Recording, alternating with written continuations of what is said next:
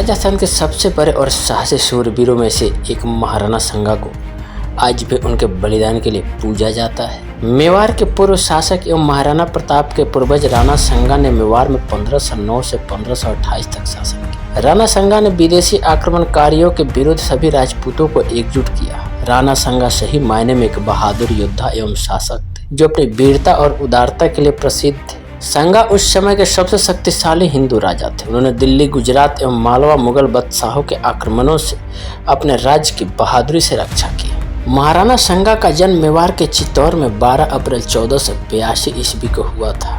राणा कुंभा के पौत्र और राणा रायमल के पुत्र राणा संगा अपने पिता के बाद सन 1509 में मेवाड़ के उत्तराधिकारी बने। इनका शासन काल 1509 से 1527 तक रहा। राणा संगा ने इब्राहिम लोदी, बाबर, महमूद खिलजी इस्लामिक शासकों के साथ युद्ध लड़कर अपनी मातृभूमि की रक्षार्थ बलिदान दे दिया था। तो आइए जानते हैं राणा संगा के बारे में कुछ अद्भुत तथ्य। फरवरी 1527 ईस्वी में खानवा के युद्ध से पूर्व बयाना के युद्ध में राणा संगा ने मुगल सम्राट बाबर की सेना को परास्त कर बयाना का किला जीता था।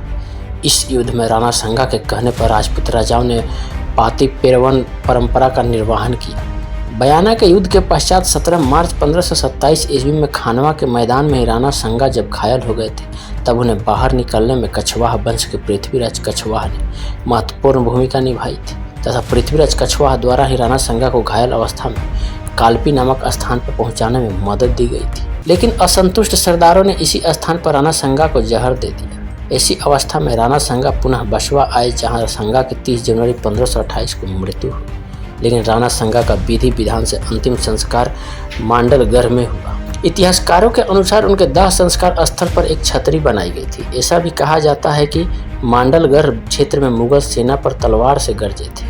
युद्ध में महाराणा का सिर अलग होने के बाद भी उनका धड़ लड़ता हुआ वीरगति को प्राप्त हुआ था। राणा संगा अदम्य साहसी थे। एक भुजा, एक आंख खोने एवं अनगिनत जख्मों के बावजूद उन्होंने अपना धैर्य और पराक्रम नहीं खोया। सुल्तान मोहम्मद शासक मांडू को युद्ध में हराने एवं बंदी बनाने के बाद उन्हें उनका राज पुनः उदारता के साथ सौंप भी दिया। यही उनकी महानता और बहादुरी को दर्शाता है। एक विश्वासघाती के कारण वह बाबर से युद्ध जरूर हारे, लेकिन उन्होंने अपने शौर्य से दूसरों को प्रेरित किया। इनके शासन काल में मेवाड़ अपने की सर्वोच्च ऊंचाइयों पर था। एक आदर्श राजा की तरह संगा ने अपने राज्य की रक्षा तथा उन्नति की। संगा ने मुगलों के खिलाफ लड़ाई लड़ी थी। वे मांडलगढ़ क्षेत्र में मुगल सेना पर तलवार से गरजे थे। कहते हैं कि युद्ध में महाराणा का सिर मांडलगढ़ की धरती पर गया, लेकिन घुड़सवार धड़ लड़ता हुआ चावंडिया तालाब के पास वीरगति को प्राप्त हुआ। राणा संगा की पत्नी का नाम रानी कर्णावती था। उनके 4 पुत्र थे, जिनके नाम रतन सिंह द्वितीय, उदय सिंह द्वितीय, भोजराज और विक्रमादित्य सिंह थे। ऐसा भी माना जाता है कि राणा संगा के कुल मिलाकर 22 पत्नियां थी, परंतु इसकी पुष्टि नहीं होती है। 1509 में 27 वर्ष की उम्र में वे मेवाड़ के शासक बने। राणा संगा सिसोदिया राजवंश के सूर्यवंशी शासक थे। यह पहली बार ऐसा था जबकि उन्होंने विदेशी आक्रमणकारियों के खिलाफ सभी राजपूतों को एकजुट कर लिया था। उन्होंने दिल्ली, गुजरात, मालवा के मुगल बादशाहों के आक्रमणों से अपने राज्य की बहादुरी से रक्षा की थी। राणा संगा ने इब्राहिम लोदी, महमूद खिलजी और बाबर के खिलाफ कई लड़ाइयाँ लड़ी थी। उन्होंने सभी को धूल चटाई थी। युद्ध में उनके शरीर पर लगभग 80 घाव हो गए, फिर भी वे लड़ते रहे। उनकी एक आंख, एक हाथ और एक पैर क्षतिग्रस्त हो गया था। इसके बावजूद वे लड़ने जाते थे। उनके घावों के कारण उन्हें मानव का खंडहर भी कहा जाता था। खातौली के युद्ध में महाराणा संगा का एक हाथ कट गया और एक पैर ने काम करना बंद कर दिया था, फिर भी वो लड़ते रहे। गुजरात के सुल्तान मुजफ्फर से राणा संगा का संघर्ष ईडर के कारण हुआ। ईडर के राव भान के 2 पुत्र सूरजमल और भीम थे। सूरजमल के बाद उसका बेटा रायमल ईडर की गद्दी पर बैठा, परंतु रायमल के चाचा भीम ने गद्दी पर कब्जा कर लिया। तो रायमल ने मेवाड़ में शरण ली, जहां महाराणा संगा ने अपनी पुत्री की सगाई उनके साथ कर दी थी। 1516 में रायमल ने महाराणा संगा की सहायता से भीम के पुत्र भारमल को हटाकर ईडर पर पुनः अधिकार कर लिया था।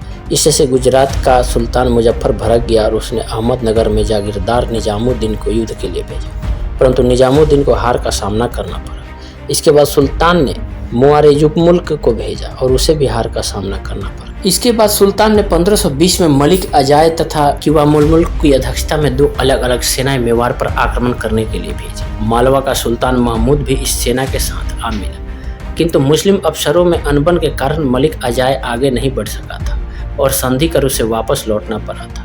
यह भी कहा जाता है कि राणा संगा ने मालवा के शासक महमूद खिलजी को युद्ध में हराने के बाद आगरा के निकट एक छोटी सी नदी पीलिया खार तक अपने साम्राज्य को बढ़ा लिया था। महाराणा संगा ने सिकंदर लोधी के समय ही दिल्ली के कई इलाकों पर पुनः अधिकार शुरू कर दिया। सिकंदर लोधी के उत्तराधिकारी इब्राहिम लोधी ने 1517 में मेवाड़ पर आक्रमण कर दिया था। खातौली जो कोटा है नामक स्थान पर दोनों पक्षों के बीच युद्ध हुआ, जिसमें महाराणा संगा की विजय हुई। कहते हैं कि इस युद्ध में संगा का बायां हाथ कट गया था और घुटने पर तीर लगने से वो हमेशा के लिए लंगड़े हो गए थे। खातौली की पराजय का बदला लेने के लिए 1518 में इब्राहिम लोधी ने मियां माखन की अध्यक्षता में महाराणा संगा के विरुद्ध एक बड़ी सेना भेजी, जिससे भी पराजय का सामना करना पड़ा था। मांडू के सुल्तान को हराया। कहते हैं कि राणा संगा ने मांडू के शासक सुल्तान मोहम्मद को युद्ध में हराने के बाद उन्हें बंदी बना लिया था, परंतु बाद उन्होंने उदारता दिखाते हुए उन्हें उनका राज्य पुनः सौंप दिया था।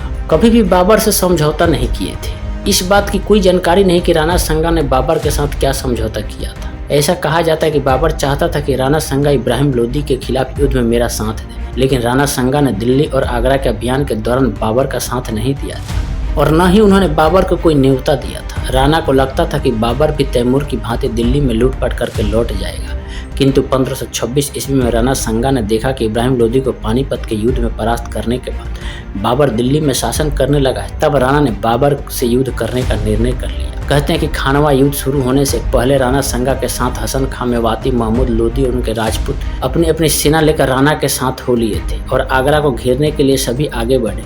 बाबर से बयाना के शासक ने सहायता मांगी और ख्वाजा मेहदी को युद्ध के लिए बयाना भेजा, परंतु राणा संगा ने उसे पराजित करके बयाना पर अधिकार कर लिया। लगातार मिल रही हार से मुगल सैनिकों में डर बैठ गया था। ऐसे में बाबर ने मुसलमानों को एकजुट करने के लिए उन पर से टैक्स हटाकर जिहाद का नारा दिया और बड़े स्तर पर युद्ध की तैयारी की। खानवा का युद्ध 1527 में राणा संगा और मुगल बादशाह बाबर में भयानक युद्ध हुआ।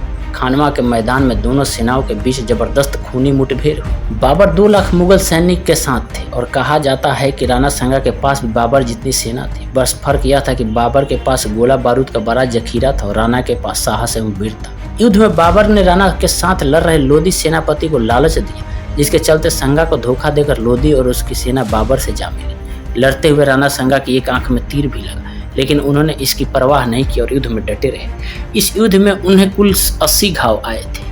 उनकी लड़ाई में दिखी वीरता से बाबर के होश उड़ गए थे। लोधी के गद्दारी करने की वजह से राणा संगा की सेना शाम होते होते लड़ाई हार गई थी। कहते हैं कि राणा संगा के समय मेवाड़ एक समृद्ध राज्य हुआ करता था। महाराणा संगा के समय मेवाड़ 10 करोड़ सालाना आमदनी वाला प्रदेश था। राणा संगा ने एक आदर्श शासक बनकर राज्य की उन्नति और रक्षार्थ अपने सब कुछ न्यौछावर कर दिया था। तो दोस्तों, उम्मीद करता हूँ कि आप लोग इस वीडियो को ज़्यादा से ज़्यादा लाइक और शेयर और चैनल को सब्सक्राइब जरूर करेंगे।